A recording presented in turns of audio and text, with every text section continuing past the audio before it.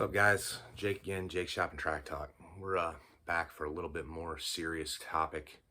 No joking around, no fooling around, no messing around. We're talking about safety today. Well, we're back at it again. We're to the part of the year where somebody has tragically lost their life. Every year this happens, somebody will die, somebody will get hurt real bad, and then we'll go back to hearing the most elitist and to me, it's the worst thing you can say in racing is if you can't afford X expensive piece of safety gear, then you can't afford to race. Okay, well, I'm here to say bullshit. All right. Now you can look at my stuff. Hey, my car's Lucas Oil compliant. I mean, you say, well, it's a late model, blah, blah, blah. You know what, dude? It's not required for me to do that. I just choose to. Okay.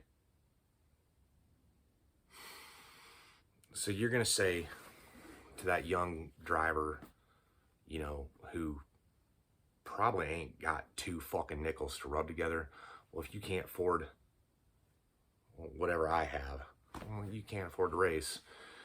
What if I came to you or one of your buddies and said, if you can't afford a babysitter for your toddler and your 5-year-old that's running around the pits with their hair on fire, you can't afford to race. What would you think about that?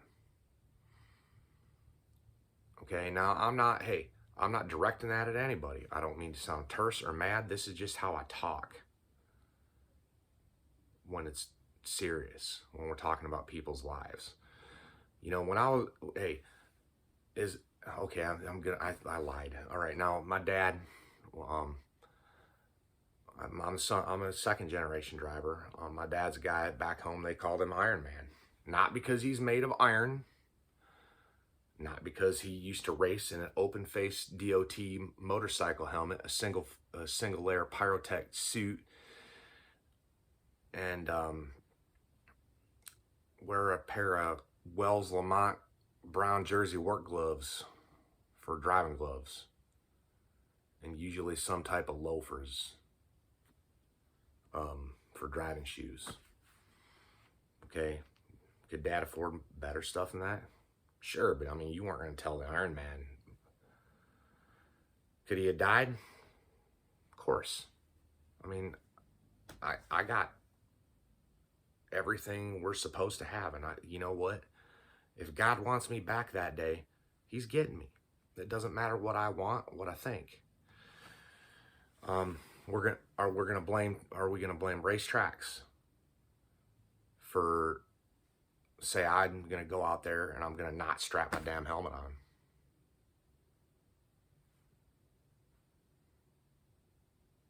Whose job is it to make sure my helmet's strapped on?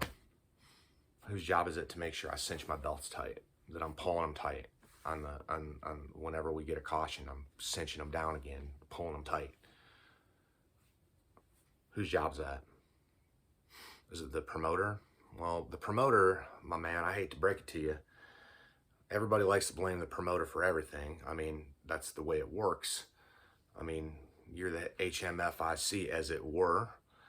The promoter, if he's a good promoter, or she, there's a lot of women promoters out there doing a hell of a job too. They're on the phone with the insurance man.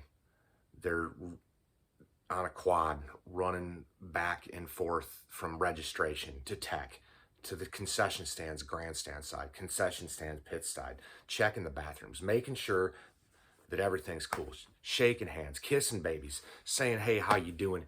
And how's they gonna make sure my belts are tight? Okay, so, well, maybe we'll blame the race director. Well, the race director's in the tower, so it can't be him. Well, what about the pit steward? Oh, you mean the guy who's off herding cats? All of us and our 500 knucklehead buddies we bring with us. How's he gonna do it? Making sure our lineups are straight, getting them from the race director and getting them out to us. All of these people are way too busy. The tech man, well, I guess, how's the tech man gonna, on a good night, we'll have 100 race cars out there. How's the tech man gonna check 100 people and make sure that not only do we have, I guess, hey, they can make sure we have safety equipment, but nobody can make sure we're using it right except us. Safety is our responsibility. And if you choose to only follow the recommendations or not, I mean, it's a free country, baby. We can,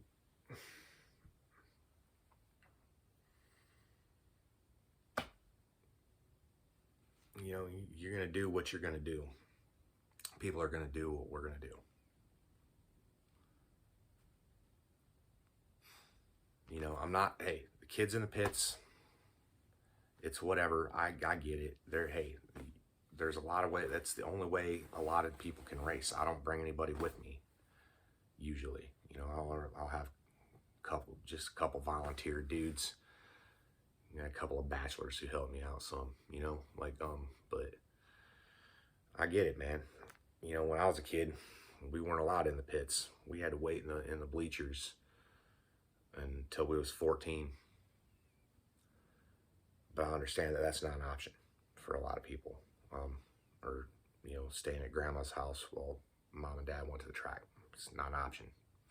I know it's a new day and age. I'm not trying to be a boomer. I'm like a bad old boomer or nothing. But I understand the concept, the conversation around safety. I understand wanting everybody to have, you know, good safety equipment. I mean, do I think everybody should wear a head and neck restraint? Yeah. Do I think everybody should wear, you know, be in a containment seat? Yes. Do I think everybody should be wearing a approved, you know, SFI 5 fire suit? Yeah, I do, absolutely. But it's your ass. I mean, you'll be faster if you have all that stuff, because there'll be a lot less any kind of fear in the back of your mind about, well, what if I fuck myself all up and I can't go to work on Monday?